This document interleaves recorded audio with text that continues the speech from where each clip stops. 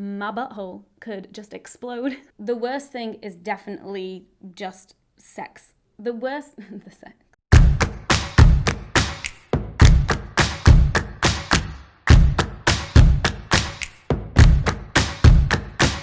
Hi everyone, welcome back to another episode of the Hormone Diaries. In the last episode, I said I would be doing a Q&A all about trying to conceive for a year and answering your questions. That's what a Q&A is. There are a lot of questions, so no dilly-dallying. Let's just dive straight in. There were a whole bunch of lovely questions that were just like, how are you? But like, how are you really? And the truth is, we're fine. Like, honestly, I sometimes start thinking like, am I suppressing something? Am I actually like really miserable? But like, why try go down that route and like uncover something that isn't there, because I'm genuinely fine. She says right before she breaks down, but honestly, we're doing great. There are a bunch of questions about how did we know that we wanted kids and why we want kids. Someone said, how important is it for you and Dan to have a biological child, and what made you decide you want to bring someone on this admittedly overcrowded and on the verge of collapse planet? Great point. And then someone else said, what are the factors that motivate you to want to have a child?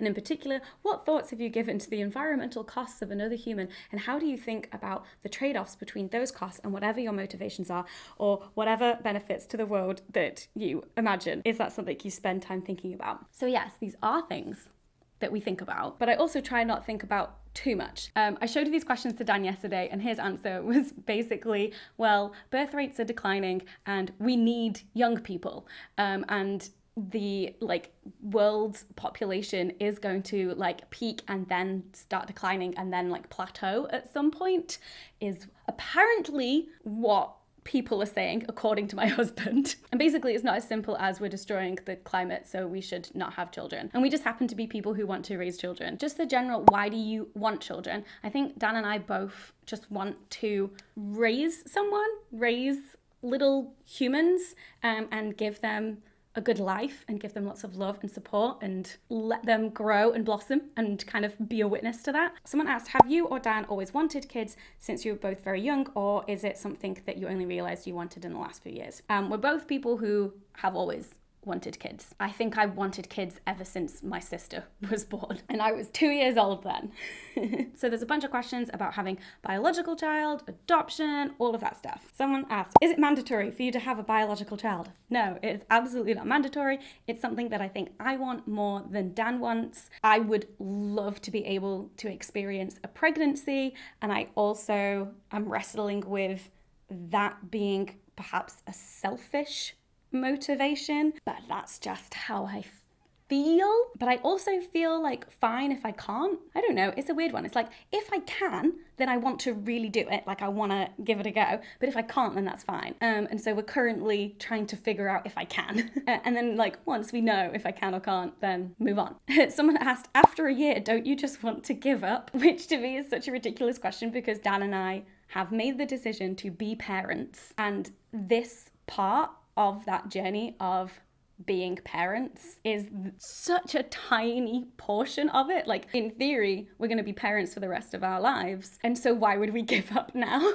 Whatever way you look at it, I strongly believe that Dan and I are going to be parents, like whatever way that happens. And I don't think it would be a good sign. Like, maybe we wouldn't be good parents if we were like, well, we tried, I guess we give up. Because I've heard that parenting is hard and pretty long term.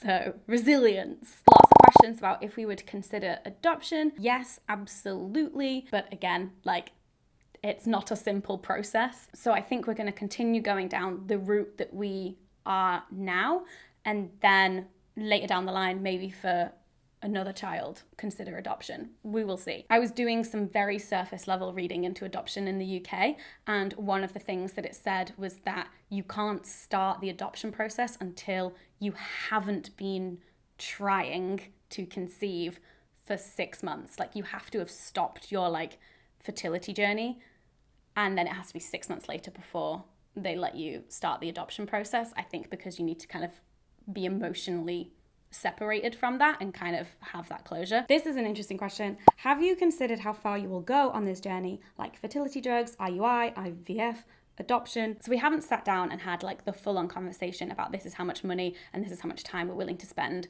because we haven't yet like had a consultation to even know like what the possibility is, like what the potential range is. But it's definitely something that we will discuss at some point. But I think in general, if we do end up having to go down the IVF route, we're both kind of like maybe like 1 to 3 cycles of IVF is going to be our limit. I think because otherwise you could just end up just pissing money down the drain and just like wasting so much time. Feels like gambling a little bit, maybe. I don't know. After a year of officially trying, are you guys still very actively trying, or have you just decided to let nature take its course? This is an interesting question because I consider what we've been doing for the last year is letting nature take its course. And nature has gone, no.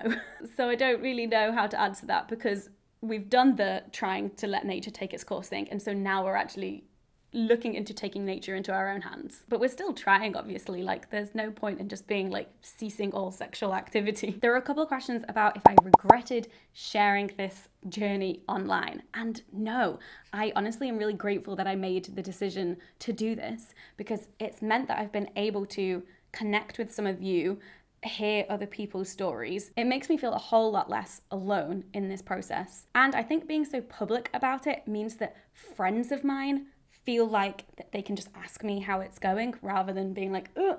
So friends of mine being like, how's the fertility stuff? And I am the kind of person who really loves to like process out loud, and just processing out loud with Dan like isn't enough for me. Like, I like being able to process with my parents and my friends and all of that. And I think just being so open about it has meant that I've been able to have like really great conversations and really great support during this process. Speaking of the journey, a whole bunch of questions about the journey. TM. What has been the best and worst thing about trying for a baby? I think the best thing is just like acknowledging with Dan that we want to be parents and just being like, oh my God, we're going to be parents. We are going to co-parent tiny things, babies, children, teenagers, adults. That's the best thing.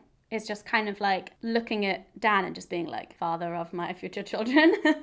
The worst thing I think is just sex feeling like a bit of a chore. Like, sex has this other function now that it didn't have before. Do you find yourself thinking about / worrying about if you are or not pregnant, and that this is on your mind a lot and distracting you from like work, pleasure, etc.? Not really. It's obviously just kind of like always there, just like bubbling away, but not to the extent that I'm distracted. I think one of the things that has actually helped me really cope with this process is just living my life and enjoying my life and just carrying on as normal, because Dan and I are currently trying to do something that is going to drastically change our lives. Our lives as this like big abstract thing, but then also our like day-to-day granular like routines and lives and what we can and can't do or have time for or have energy for and all of that. So one of the things that's really helped is just completely living in the moment and just being like, this is great. My life is awesome. I wouldn't be able to do this if I had kids. And just really valuing this life stage for what it is rather than wishing it was over. Does that make sense? And then there's another question about how does it feel to be stuck in this limbo, or in general, how have you been dealing with the process being so long? And it's basically just that, just living my life, loving my life, enjoying my life, being grateful for the things that I get to do now and not wishing that things were different. I had a very boozy weekend recently and it was glorious. Okay, let's talk medical stuff. A whole bunch of medical questions. I don't have paper, which is... Here we go. There were a lot of questions from people who aren't from the UK being like, wait, you don't regularly go to see a gynecologist? Like in Germany, we start going to see a gynecologist from when we're 22. No, we don't. In the UK, the way that the NHS functions is that your GP is like your point of contact and they are your access to everything. Unless, of course, you go private. Then you could have your own gynecologist that you see every year or something. But no. And when I hear about like the way that it works in like other European countries, I'm like, is that better? I don't actually know. But it would be cool if I'd had a gynecologist from the age of 22, then maybe I would have found out I had PCO way earlier and so would have manage my expectations a bit better going into this process. The only way that I know of that I can get an appointment with a gynecologist, even if it's like just for a checkup or whatever in this country, is getting a referral through my GP or paying for one privately. The NHS waiting lists seem exhausting. Are you considering going through private healthcare to avoid the added stress? Would you not go private for something as important or life-changing as needing a consultation with a gynecologist? Personally, I think that is money well spent. Yes, we are considering going private. We haven't spent that money yet, so can't say if it's money well spent, but it's definitely something that we can do, and so we are going to have a look at that. Do you think being on birth control long-term prior could be having some effect? No. From what I understand, birth control doesn't affect your long-term fertility. It will be my PCO that is having an effect. Is it possible / worth getting an early fertility check? E.g., if you were 25 but were hoping to conceive at like 30, is getting a check at 25 possible? I've no idea. I've heard friends of mine who are in their mid-30s getting a fertility check. I've no idea if that's private or NHS though, but honestly, like, I like the idea of getting a fertility check at 25 if you want one. Not like everyone with a uterus now must get a fertility check, let's see how fertile you are. No, but if you want one, then look into it. I don't know, sorry. Are you worried about timeline as far as your second surgery, about reversing or keeping the ileostomy? I know you stated in a previous video that you would like to go through pregnancy before that surgery. Yes. So potentially at some point I'll need to have my rectum removed, and my doctors told me that your fertility like dramatically decreases after that surgery. So I'm just going for like yearly colonoscopies. So like they have a look at my rectum every year-ish. And basically the doctors are waiting for me to complete my family before we look into further surgery, or if they find any precancerous cells, or if the inflammation gets really bad and I get really sick, then they might have to take it out beforehand. And I would have no control over the timing of that, which is why I'm like, let's have kids now, because my butthole could just explode. Not literally explode, but it could explode any minute, and I don't want that to happen. I want to have kids before I get butt cancer. Were your cycles long before you first went on contraception? Did you have cysts before, or didn't know if you might have had any? So yes, I had really long and irregular cycles before I went on contraception. I first went on the pill when I was 17. From what I remember of my teenage periods, super irregular, super long. And then I didn't have periods between the age of 17 and 24. And then I had like a year of having periods, and they were super long, super irregular. And then when I was on the coil, didn't have any periods. And then I've been a year off the coil now and super long and irregular.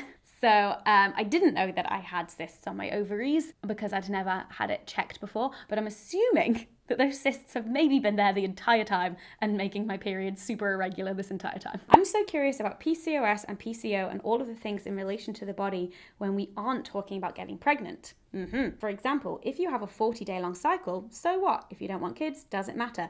Or does it still point out something with your body that you want to watch out for? Great question. So, not a doctor, but in general, if you've got something wrong with you, but it's not causing you any distress, fine. Definitely though, have a doctor's opinion, because they might know some stuff that I don't, that you don't, in terms of like long-term health implications. But ultimately, like, no doctor's gonna make you go through treatment that is unnecessary. At least I hope they don't. How much of the medical side of things has been joint? Do the doctors want to speak to both of you, or are they focusing on just you? Do you take Dan with you to appointments? So most of my talkie appointments have been over the phone, but to my tests and stuff, I haven't taken Dan because pointless, and I am the one that is mostly being talked to because it's my body that is the one that is the focus. Dan did do his bit. We paid privately for him to get a sperm test so we could just like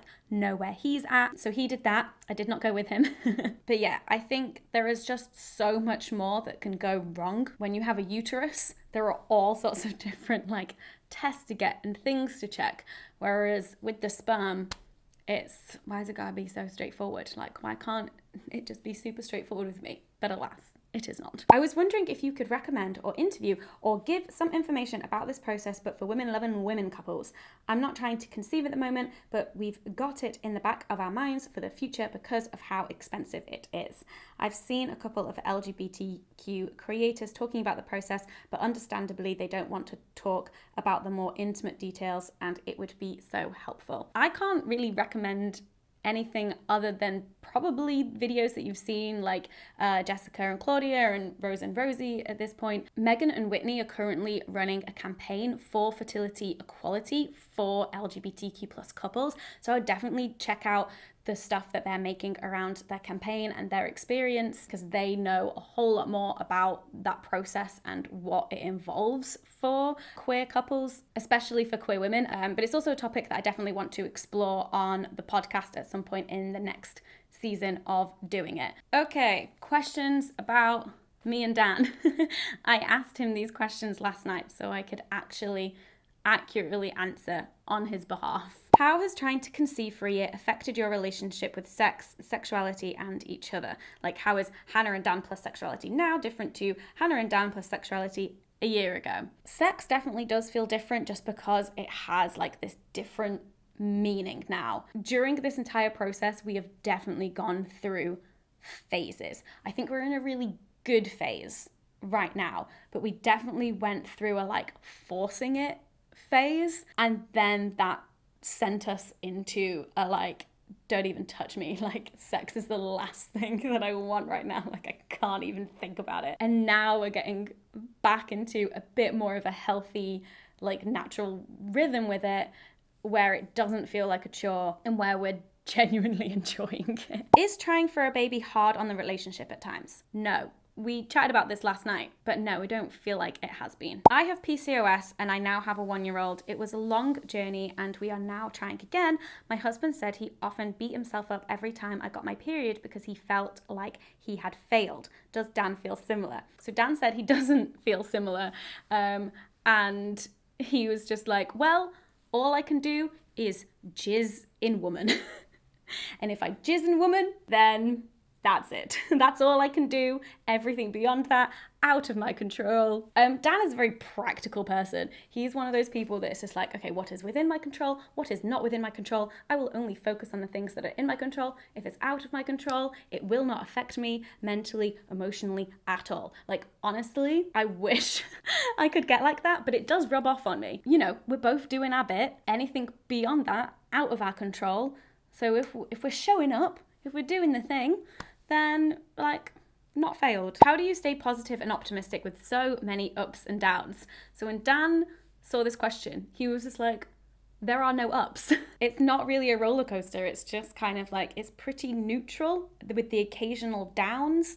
But then even with the downs, they're not like entirely negative, because a lot of the downs are like getting answers and understanding my body better. So it doesn't really feel like we're like, because it's just like, and then an occasional like, oh, that's sad. Okay, never mind. And how did your relationship dynamics change regarding trying to conceive? How do you keep each other motivated? Who is more active about it? I'm assuming you mean the sex. So I don't think our relationship dynamics have changed. Who is more active about it? Like, who initiates sex more? We're definitely currently in a phase where Dan is the initiator. Like maybe like 6 months ago, it was me. So I don't know, we're just going through phases. And one of the things that just obviously really helps is just talking about it and acknowledging it. Like, rather than it being this like thing that starts to bubble up like resentment because you're not open about it, like, oh, I'm always the one that's initiating, like actually actively saying it out loud, but not saying like to the other person, like, I'm always initiating, like, how dare you not initiate, da da da. And me being honest with Dan of like, my desire is at like a 0 right now. Like, I'm not feeling it at all. But also us both knowing that that's not permanent, because I think you can get quite scared of like, oh my God, is this what my like sex drive is going to be like now forever? Like, this is it. It's like, no, we're just kind of like letting the waves wash over us of like, oh, like I'm more horny than I was a few months ago. Or like, oh, I'm really not as horny as I was then. And also like not putting pressure on it, I think helps like you just have a good time. If there's this kind of like underlying vibe in the relationship where you're kind of like blaming each other for like not being into it as much or not initiating as much, that seeps through. Like you can feel that. Whereas if you approach your sex life with acceptance and curiosity of like, oh, that's interesting that you have a low sex drive at the moment. I wonder why that is. Ooh, like no, like not having any judgment about it, but still being able to kind of like talk about it and discuss it. That was a bit of a tangent. And then finally, maybe the most socially controversial question, which is, do pregnancy announcements upset you? So Dan's answer to this is no, but I also don't think he sees as many like pregnancy announcements as I do. But for me, it depends on the day. And it's a really weird one because I feel like it goes without saying that obviously I'm happy for other people and their pregnancies and their babies and everything like that. Like, I think it's even weird that I feel like I have to say that, but sometimes I do just have to check out. Like there was a time in my Patreon Discord server where we were all very excited because Claudia had just given birth and we were all like, oh my God, Jessica and Claudia are mums, isn't this exciting? And everyone was getting really hyped, and then everyone was talking about, oh, and this person is pregnant and this person is pregnant. And I was very much like in that conversation, and then I realized that actually I was sad, and I just kind of politely said to everyone, I was just like, love to everyone, but I just need to like emotionally check out of this conversation now. And that's another reason why I really have liked sharing this journey, because it means that I can like set boundaries like that with myself and with people that I interact with online, and no one's like, that's rude. Because if people didn't know that I was going through this, and then everyone was like getting really excited and talking about somebody else's pregnancy, I would have felt like I couldn't have stepped away from that conversation. So one of the things that I said when I stepped away from it, I was like, please don't at me, because in the Discord server, if someone like just mentions me, then I'll get a notification. So I was like, everyone can obviously continue having that conversation, but I don't want to be dragged into it. I don't want to see it. Whereas I feel like I wouldn't have been able to set that boundary if people didn't know the context as to why I was setting that boundary. So yeah, sometimes people's pregnancy and birth announcements and things do get to me emotionally. And I think the best thing that I've found for that is to acknowledge it, not like feel guilty about it, not feel shame around it, because then you're just in a cycle of negative emotions, and just being like, this conversation or this thing is not making me feel good right now. So I'm going to like set whatever boundary I need to set to remove myself from the situation that is making me feel like shit, and do something that is going to make me not feel like shit. Thanks so much for your questions, and thank you so much just for all of your kindness when I talk about this stuff online and with this series. For anyone on a fertility journey, I'm wishing you all the best, sending you lots of fertility vibes. Not that I have much surplus at the moment, but I hope you're doing well, and I'll see you in my next video. Bye.